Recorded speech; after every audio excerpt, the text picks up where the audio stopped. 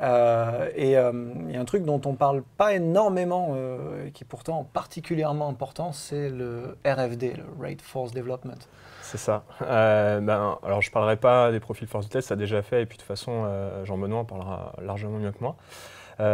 L'idée, c'était de voir un petit peu d'où on était parti sur le sport. Donc le sport, c'est la devise de Coubertin, Altus, Situs, Fortus. Et nous, pendant longtemps dans l'entraînement sportif, on est resté sur le Fortus. On est resté sur le développement de la force. Pour être le meilleur athlète, il fallait être le plus fort, soulever la charge la plus lourde. Et puis arrive d'un coup tout ce qui est un petit peu profil force-vitesse, notamment l'équipe de Jean-Benoît Morin qui a fait énormément avancer les choses en France. Ah, on peut parler aussi de Pierre Samosino. Pierre Samosino, complètement. Ouais, une équipe. C'est une équipe de choc, ouais. Grosse équipe. Et à un moment, qui disent oui, mais l'important, c'est pas de développer de la force à vitesse lente, c'est de le développer à vitesse élevée et être capable de développer de la force à différents niveaux de vitesse. Et un haut niveau de force pour pouvoir accélérer et pour pouvoir battre l'adversaire dans différentes disciplines. Et si on interroge par exemple les étudiants STAPS, il y a quand même des petites notions qu'ils ont un peu de mal à cerner entre qu'est-ce que c'est par exemple la puissance, qu'est-ce que c'est que l'explosivité, quelle est la différence entre les deux. Souvent l'explosivité est associée à la puissance et en fait c'est pas vraiment ça.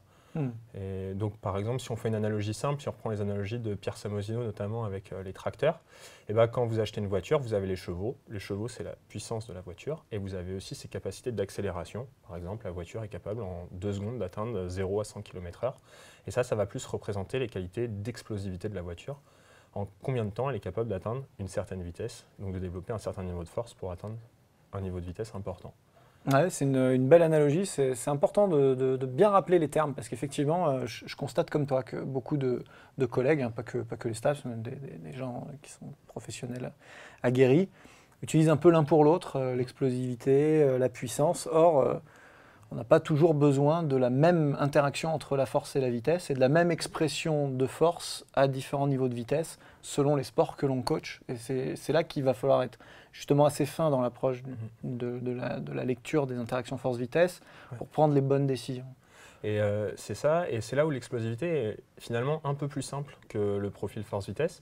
C'est-à-dire que l'explosivité, notamment sur le début du mouvement, c'est-à-dire que l'explosivité, c'est plusieurs temps. On a des sports où on va avoir besoin d'une explosivité, de développer de la force. On a un temps de contact de 500 millisecondes, donc on va avoir beaucoup de temps pour développer de la force. Et d'autres sports, comme sur du sprint, etc., on n'a que 70 millisecondes pour poser le pied par terre, et donc on doit développer cette force dans 70 millisecondes. Et du coup, on peut se dire on va travailler différemment chaque paramètre. Alors effectivement, il va y avoir plusieurs briques à poser pour construire cette explosivité. Mais l'explosivité, c'est avant tout neuromusculaire.